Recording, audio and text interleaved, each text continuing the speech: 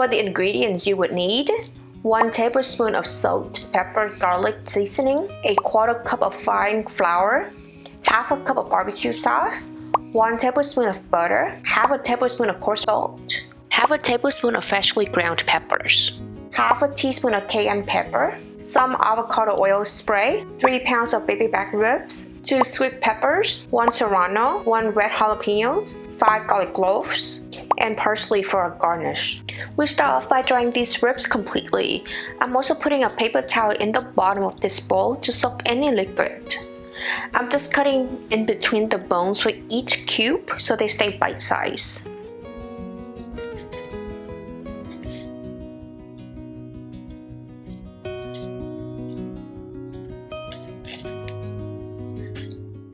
I bought these ribs that were cut in half lengthwise to make little riblets. Most meat counters at local stores would cut them in half lengthwise for you upon request.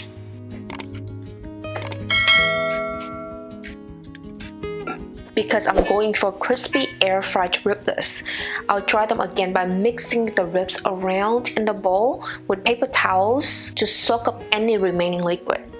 Now in goes the salt, pepper, garlic seasoning to add some flavors. This is my go-to all-purpose seasoning. You can use your favorite all-purpose seasoning here.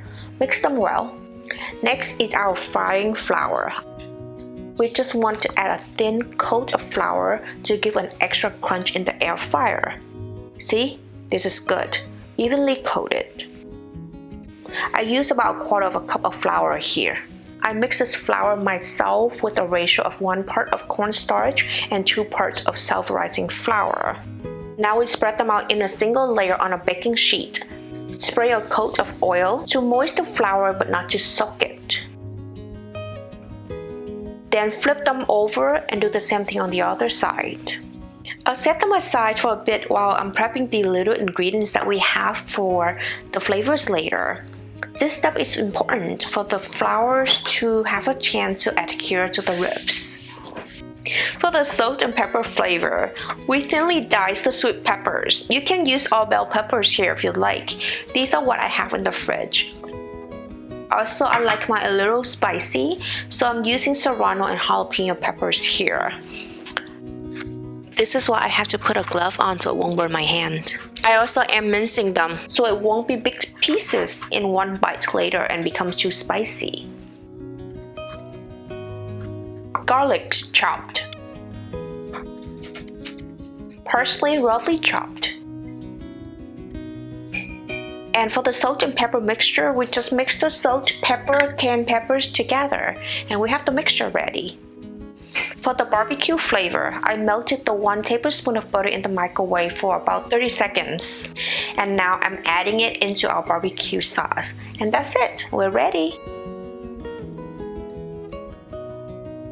Let's bring my favorite toy out, the foodie. Today we'll be using the air fry function only. Into the air fry basket, adding the ribs in a single layer. Make sure not to overcrowd them. We have to do multiple batches for these ribs. I'm putting the bone side down first.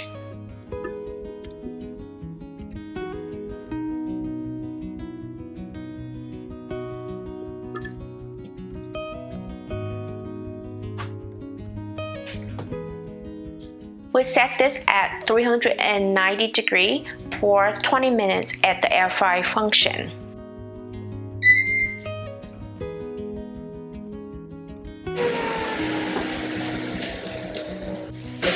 Good. Yum. Halfway through the 20 minutes, we will flip them to the other side so they can cook evenly.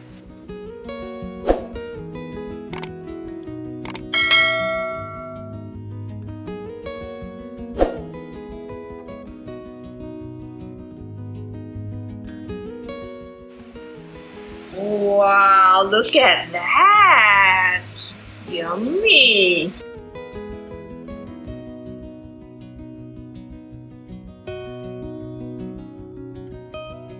Look how crunchy these are in just 20 minutes with very little oil. The first batch we used for the barbecue sauce flavor and continued the air fryer with the second batch. You can eat them like this already. No need for extra flavor, but we gotta jazz it up with different flavors, right? Now I'm brushing the barbecue and butter sauce on these ribs while they're still hot so the sauce can adhere onto the ribs better. Then some parsley for freshness and look. Now the second batch is almost ready in the air fryer. I'll make the salt and pepper flavor now. This is one of my favorite flavors whenever we go to an Asian restaurant. I like salt and pepper on everything. Heating up a large wok on medium-high heat with some cooking oil. Add in our garlic. Let it fry for about 15 to 20 seconds for the flavor. Then our peppers. Be careful of the chili's fume. It's so spicy.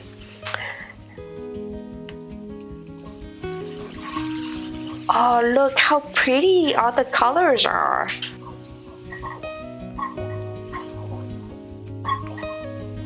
Sprinkle in a little bit of salt and pepper mixture. Now the ribs.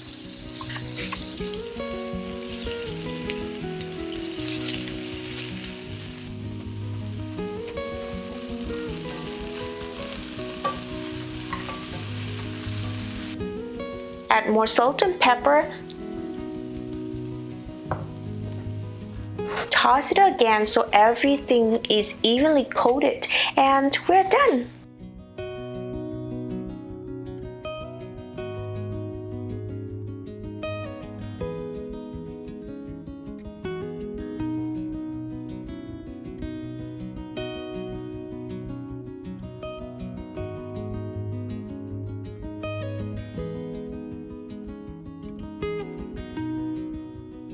We usually have these as snacks or with some side. Today I had some potato salad in the fridge and it will go great with these.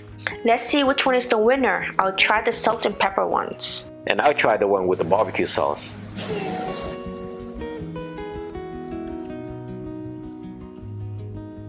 It's so good. Wow, crunch. This is good. Yeah. This is definitely the winner right here, the barbecue. I haven't tried the other one yet, but the barbecue so far is delicious. Look how juicy it is. Yeah. Perfect to munch on when you're watching the game. Perfect. Today we are making sushi baked bites.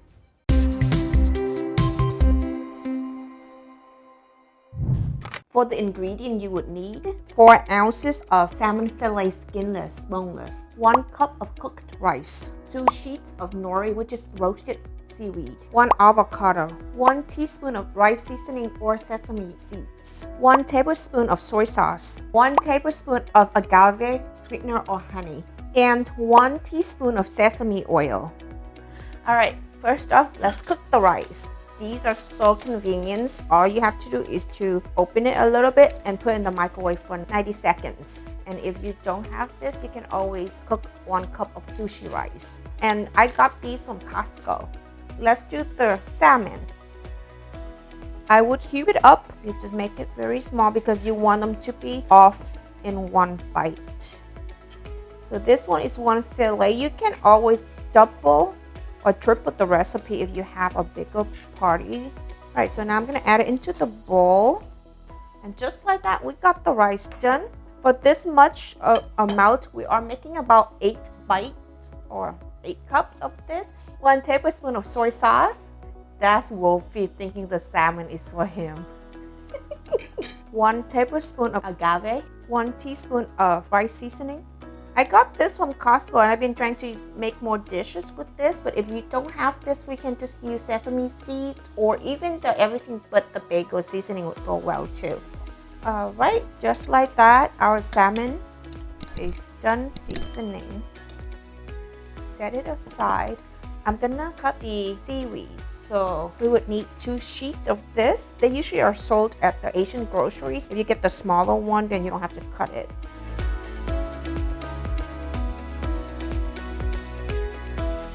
So now we have 8. So what I'm doing here is I'm gonna cut 4 corners. just to help it sit in the cup easier. You see what I mean? So this is our 1 cup of rice already. Do a spoonful of it. Just think of it as it's 1 bite. So 1 spoonful in here, and then you put like another spoonful of the salmon on top. So just like that. And we got 1 cup. So I'm gonna continue to do the other 7. So we're gonna end up with 8.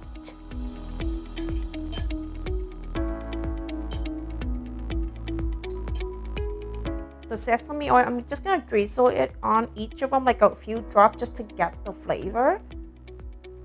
You don't want a lot because it's very strong. Okay, now we're gonna put in the air fryer.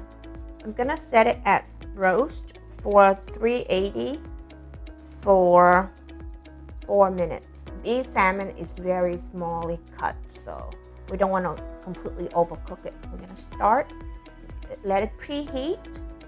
Okay, now it's ready. I'm gonna put the cup in. Be careful, don't burn yourself.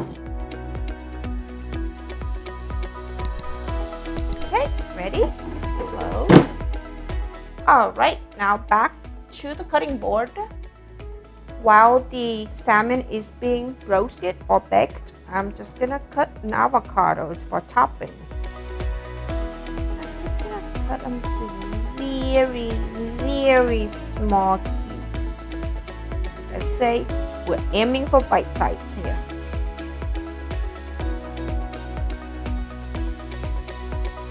I don't want to dirty another dish, so I'm just gonna scoop the avocado up like this and have it ready for when the salmon is out. All right.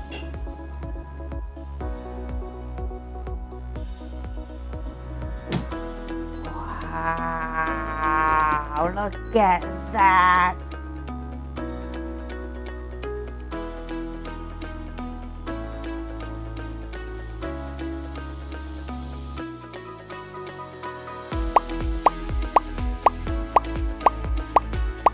Put some avocado on top to add some coloring and some creaminess. And if you don't want to do it with salmon, you know what would be very good too? Spam or tuna or any kind of fish that you want to unagi. Oh, that sounds good too. Sprinkle some seasoning on top of it. This is completely optional if you guys have it, but we love to have some fresh wasabi in our freezer. I'm gonna cut a little bit of it and put it on, you know, to put the whole sushi vibe together. Be careful, it's spicy though. If you can't handle it, like Calvin, don't put it on. Oh, that's a lot. That one is mine. You can buy this at any Japanese grocery store in the frozen section. Wow, look at this, guys. This would impress any host that you bring into a party. Okay guys, if you like this video, hit that subscribe button and come back next week for our weekly updates. See you then!